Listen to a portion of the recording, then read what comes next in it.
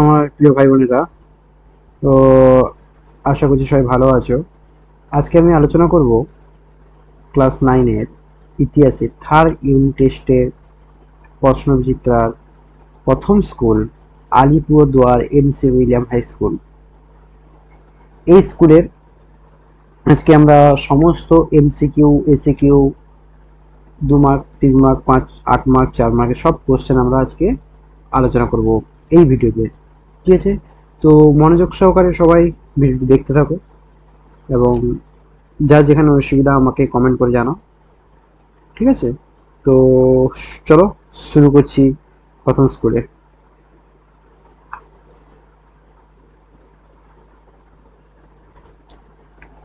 বলেছে ষোড়শ লুই এর প্রাণদণ্ড হয়। ষোড়শ লুই এর প্রাণদণ্ড হয় অপশন সি 1793 খ্রিস্টাব্দে 21শে জানুয়ারি। তারপরে আছে নেপোলিয়ন সিজালপাইন প্রজাতন্ত্র প্রতিষ্ঠা করেন অপশন সি ইতালিতে।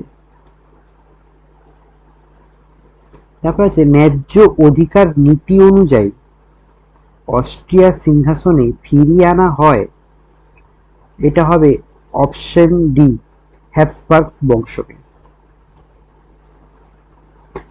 তারপর হচ্ছে কমিউনিস্ট ম্যানিফেস্টো প্রকাশিত হয়েছিল, এটা হবে অপশন বি 1848 সালে। তারপর হচ্ছে আলজেরিয়ার উপনিবেশটি ছিল ফ্রান্সে, অপশন এ। তারপরে স্মিটনের আবিষ্কারটি হলো অপশন সি ব্লাস্ট ফার্নেস। তারপর হচ্ছে নার্দিনিয়া ভিলিয়া নামে গুপ্ত সমিতি গড়ে উঠেছিল, অপশন ডি রাশিয়ায়।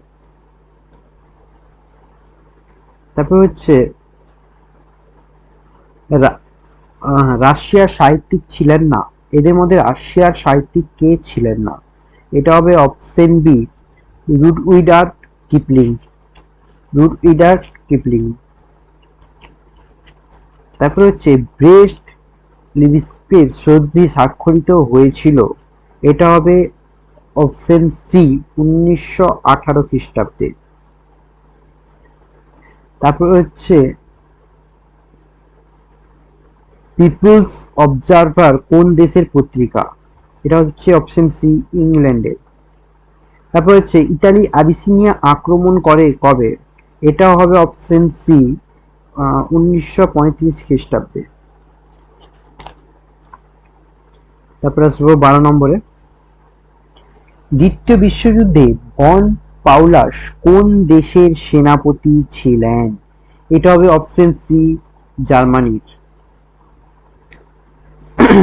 তারপর হচ্ছে ল্যান্ড লিজ আইন 1941 খ্রিস্টাব্দে যেটি জারি করা হয়েছিল, সেটি কোথায়, কোন জায়গায় সেটি জারি করা হয়েছিল, এটি হবে অপশন সি মার্কিন যুক্তরাষ্ট্র। তারপর হচ্ছে জার্মানির আত্মসমর্পণের পর ইউরোপের বিজয় দিবস হিসেবে পালিত হয় কবে, ইউরোপের বিজয় দিবস হিসেবে পালিত হয়, আমরা সবাই জানি এটা মে মাসে পালিত হয়েছিল। এবার এখানে মে মাস হিসেবে সবগুলোই মে মাসে দিয়েছিল, এটা আমরা খুব ভালো করে জানি যে প্রথমের দিকে দেখো এইরকম যদি কোনো কোশ্চেন থাকে সেরকমের জন্য সবসময় মিডিল পয়েন্টে বেছে নেবে, যেমন 8ই মে। এটা এমসিকিউ এর কিছু শর্টকাট ফর্মের মতন থাকে, সেটা তোমাদেরকে আমি তোমরা জানার ইচ্ছা থেকে থাকে যে এমসিকিউ আমরা যদি কোনো অপশনের উত্তরটা না পেয়ে থাকি তাহলে আমরা সেটা কিভাবে সঠিক অ্যান্সারটা আমরা বের করতে পারবো। এমসিকিউ কিছু সাজানো হিসেবে থাকে, যেটা স্টেপ থাকে, সেই সব ব্যাপার আমরা যদি শিখি বা জানি তাহলে আমরা এমসিকিউ এর অ্যান্সার বের করতে পারবো। যে উত্তরটা না জেনে থাকি সেটা আমরা আন্দাজে বের করতে পারবো। এটা 90% সঠিক হয়ে থাকে এবং 10% ভুল হয়ে থাকে। তো আমি বলবো সেই ট্রিকটা তোমরা কাজে লাগাতে পারো। যদি তোমরা না জেনে থাকো তো তোমরা ভাববে কি আমরা পড়বো না, সেই ট্রিক দ্বারা আমরা এমসিকিউ করে যাব, এটা করতে যাবে না, এটা করতে গেলে ঠকে যাবে।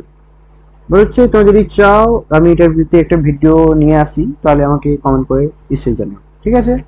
তো ঠিক আছে, নেক্সট কোশ্চেনে আসছি। ইয়াল্টা সম্মেলন, ইয়াল্টা সম্মেলন হয়েছিল কবে? ইয়াল্টা সম্মেলন হয়েছিল 1945 খ্রিস্টাব্দে। পার্ল হারবারের ঘটনাটি ঘটেছিল 1941 সালে, 1941 সালে 7ই ডিসেম্বর। তারপর হচ্ছে জাতিসংঘের আনুষ্ঠানিকভাবে অবলুপ্তি হয়, জাতিসংঘের আনুষ্ঠানিকভাবে অবলুপ্তি হয়েছিল, এটা হবে অপশন এ 1945 খ্রিস্টাব্দে। তারপরে সাধারণ সভার বর্তমান সদস্য রাষ্ট্রের সংখ্যা, এটা হবে অপশন বি 193টি। তারপরে হচ্ছে জাতিসংঘের প্রথম মহাসচিব জেমস এরিক ড্রুমন্ড কোন দেশের নাগরিক? জেমস এরিক ড্রুমন্ড ছিলেন দক্ষিণ কোরিয়ার। তারপরে ইউনাইটেড নেশনস নামটি দিয়েছিলেন কে? এটা হবে option C Franklin Delano Roosevelt. তো আমরা বর্তমান এমসিকিউ গুলো কমপ্লিট করলাম, এবার আসবো বিভাগ খ। বলেছে যে কোনো 16টি প্রশ্নের উত্তর দাও, যে কোনো 16টি প্রশ্নের উত্তর দাও, প্রতিটি বিভাগ থেকে অন্তত একটি করে উত্তর দিতে হবে। প্রথমে আসছে উপবিভাগ এ, একটি বাক্যে উত্তর দাও। প্রথম প্রশ্ন হচ্ছে হারমিটেজ মিউজিয়ামটি কোথায় অবস্থিত? হারমিটেজ মিউজিয়ামটি অবস্থিত হচ্ছে তোমাদের রাশিয়ার সেন্ট পিটার্সবার্গে, রাশিয়ার সেন্ট পিটার্সবার্গে। যদি এটা ভালো করে দেখার জন্য একটু ছোট্ট করে দিচ্ছি, দেখে নেবে, ঠিক আছে? তাহলে হারমিটেজ মিউজিয়ামটি কোথায় অবস্থিত? রাশিয়ার সেন্ট পিটার্সবার্গে। তারপরে হচ্ছে জাতিসংঘের সর্বশেষ মহাসচিব কে ছিলেন? জাতিসংঘের সর্বশেষ মহাসচিব ছিলেন বান কি মুন, বান কি মুন। জাতিসংঘের সর্বশেষ মহাসচিব ছিলেন বান কি মুন। তারপর হচ্ছে ইউএনআরআরএ কথাটির সম্পূর্ণ নাম লেখো। ইউএনআরআরএ কথাটির সম্পূর্ণ নাম হলো United Nations relief and rehabilitation administration. তাহলে ইউএনআরআরএ কথাটির সম্পূর্ণ নাম কি? United Nations relief and rehabilitation administration, ঠিক আছে? তুলে নাও। তারপর হচ্ছে নেপোলিয়ন কত খ্রিস্টাব্দে কনফেডারেশন অফ দ্য রাইন গড়ে তোলেন?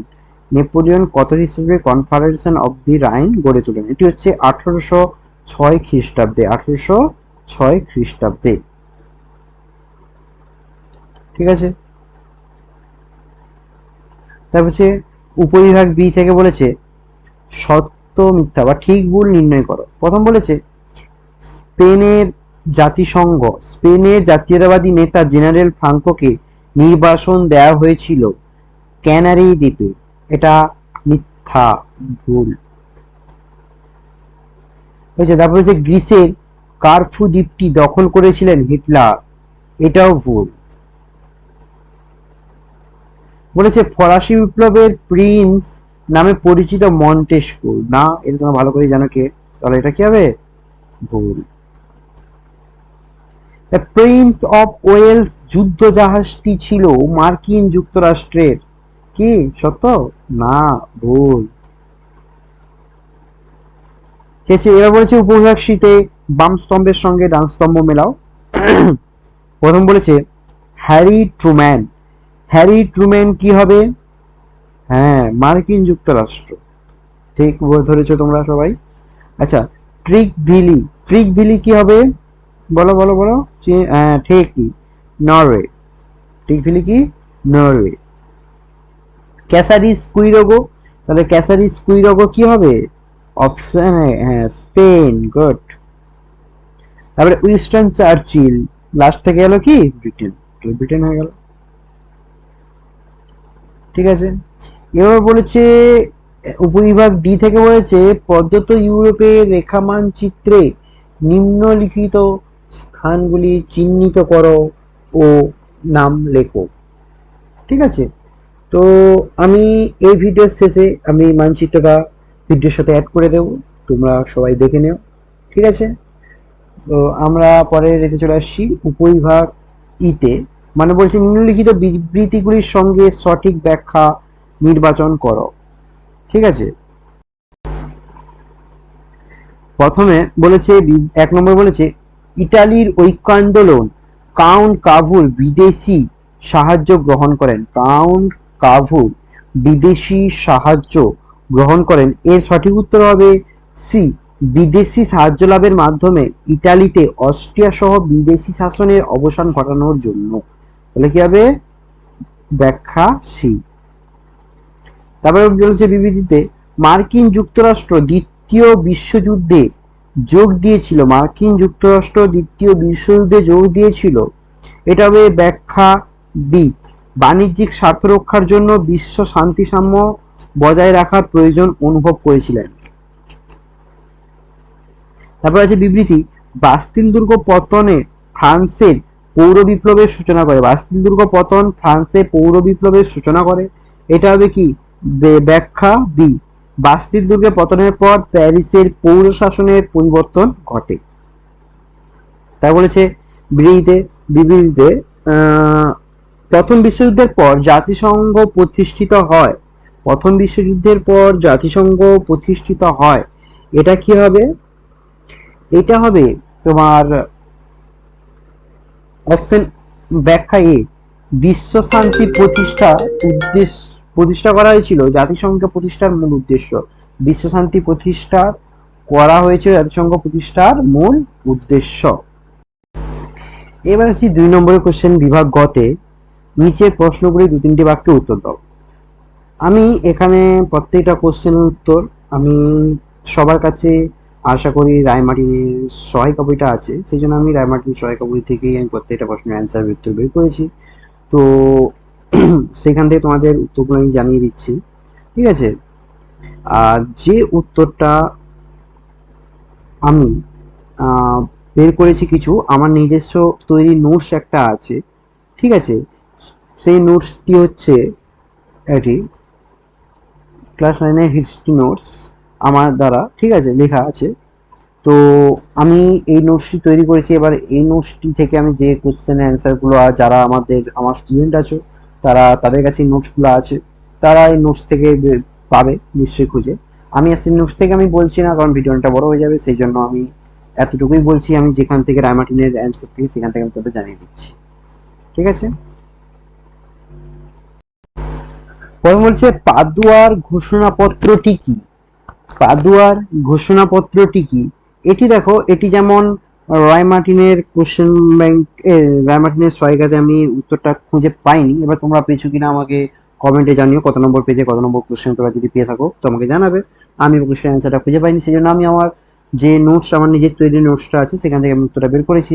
সেটা আমার তৈরি নোটসের মধ্যে থেকে আছে 27 পেজের 24 নম্বর কোশ্চেনটা। সেই কোশ্চেনের যাদের কাছে আমার নোটস নেই, তারা যদি না পেয়ে থাকো রায়মার্টিনে, তারা উত্তরটা কিভাবে লিখবে, তো আমি উত্তরটা লেখানোর জন্য আমি বের করে দিচ্ছি তোমাদের উত্তরটা, সে উত্তর তোমরা লিখো। দেখো, এই যে বলেছে পাদুয়ার ঘোষণাপত্রটি। ঠিক আছে।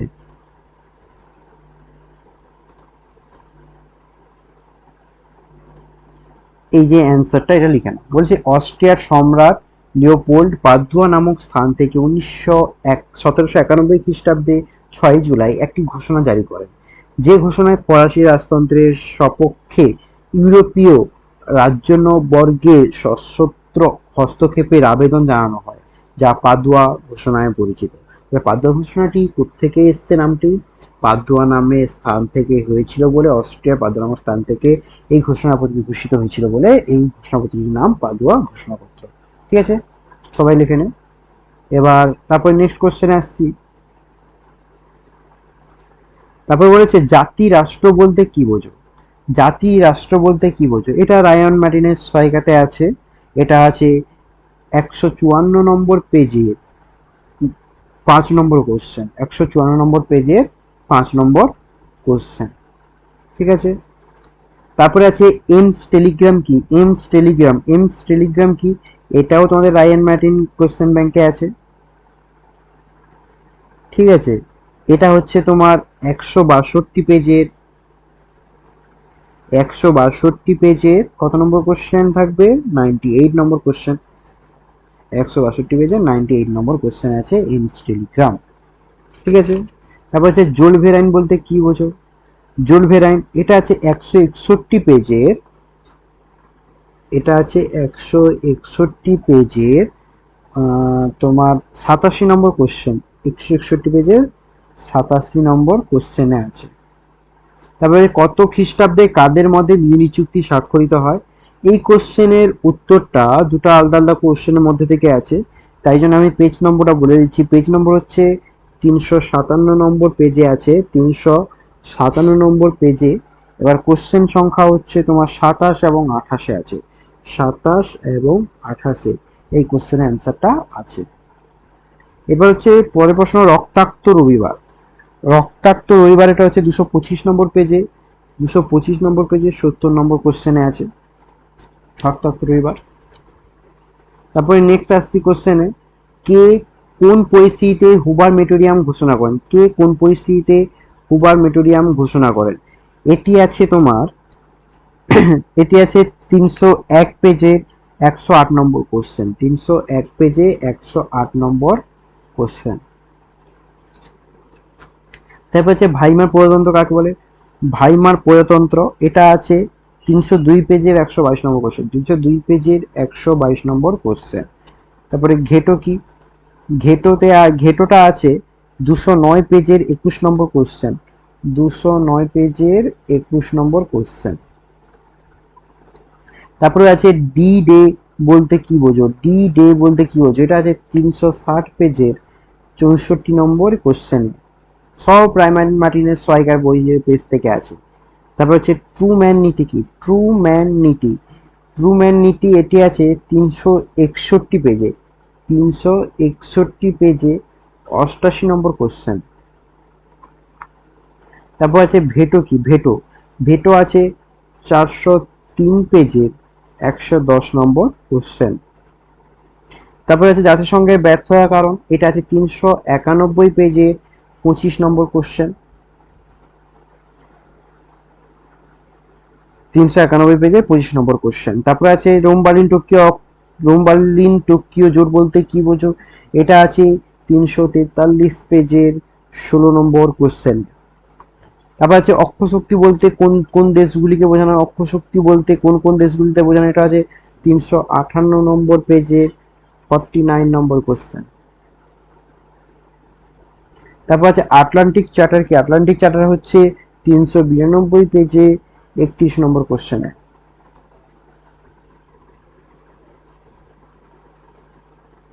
ঠিক আছে, এবার আসছি বিভাগ ঘয়ে। বিভাগ ঘতে বলেছে বাস্তিল, প্রথম বলেছে 7-8টি বাক্যে যে কোনো 6টি প্রশ্নের উত্তর দাও, প্রতিটি উপবিভাগ থেকে অন্তত একটি করে প্রশ্নের উত্তর দিতে হবে। এর মানেটা হচ্ছে তোমরা ভালো করে বুঝে নাও যারা এখনো জানো না, প্রত্যেকটি উপবিভাগ থেকে অন্তত একটি করে প্রশ্নের উত্তর দিতে হবে। মানে উপবিভাগ কয়টি আছে? 4টি উপবিভাগ। মানে এর থেকে দুটার মধ্যে থেকে তুমি দুটা লিখতে পারো বা একটা লিখতে পারো, কিন্তু must A B C D 3টা বিভাগ আছে, 3টা বিভাগ থেকে যে কোনো একটা প্রশ্ন মাস্ট লিখতেই হবে, মানে প্রত্যেকটা উপবিভাগ থেকে তোমাকে ছুঁতেই হবে কোশ্চেন অ্যান্সার গুলো। ঠিক আছে, এবার আমি উত্তর বলছি। প্রথম উপবিভাগ এতে আছে বাস্তুদুর্গের পতনের গুরুত্ব আলোচনা করো। এটা তোমরা সব রায়মার্টিন সহায়িকা বইতে তোমরা পেয়ে যাবে উত্তর। এটি আছে 44 নম্বর পেজের 18 নম্বর কোশ্চেন। তারপর আছে নেপোলিয়ন বোনাপার্ট শিক্ষা অর্থনৈতিক সংস্কার আলোচনা করো। নেপোলিয়ন বোনাপার্টের শিক্ষা অর্থনৈতিক সংস্কার আলোচনা করো। এটা আছে, দেখো এখানে দুটা কোশ্চেন আছে, এক হচ্ছে শিক্ষা আর এক হচ্ছে অর্থনৈতিক সংস্কার। এটা তোমরা দুটি ভেগে ভেগে আমি উত্তর বের করেছি, 4 4 মার্ক 4 2 2 4 বা কিছু কিছু ভেগে ভেগে অ্যান্সারটা আছে তোমার সহায়িকা বইতে। তোমাদের আছে 86 নম্বর পেজে 6 নম্বর কোশ্চেন, আর আছে তোমার 87 নম্বর পেজে 8 নম্বর কোশ্চেন। ঠিক আছে, তারপর হচ্ছে ভিয়েনা সম্মেলনের উপর একটি টিকা লেখো। এটা আছে 138 পেজের 4 নম্বর কোশ্চেন। ঠিক আছে, তারপরে আছে ফেব্রুয়ারি বিপ্লবের কারণ আলোচনা করো। ফেব্রুয়ারি বিপ্লবের কারণ আলোচনা করো, এটি আছে 127 নম্বর পেজের 7 নম্বর কোশ্চেন। তার ব্রিটিশ ভারত সাম্রাজ্যের রত্ন এই উক্তিটি যথার্থ বিশ্লেষণ করো। এটি তোমার সহায়িকা বইতে পেয়ে যাবে 215 পেজের 39 নম্বর কোশ্চেন। তার প্রথম বিশ্বযুদ্ধে জার্মানির পরাজয়ের কারণগুলি আলোচনা করো।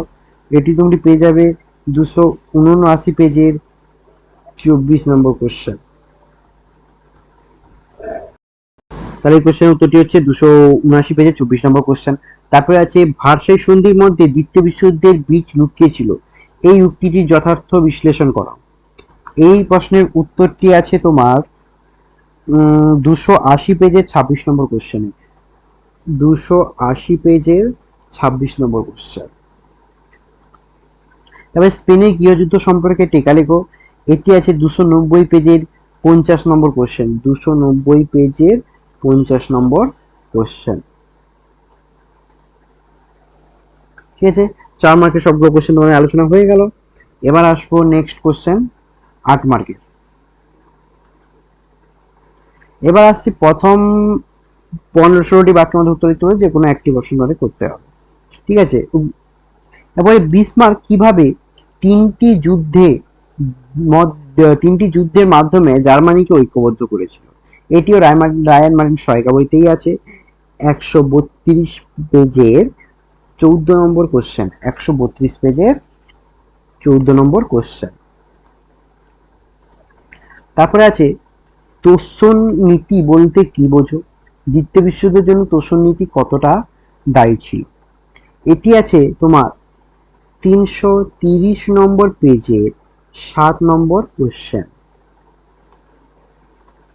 তারপরে কোশ্চেন আছে শিল্প বিপ্লবের অর্থনৈতিক, সামাজিক ও রাজনৈতিক ফলাফলগুলি আলোচনা করো।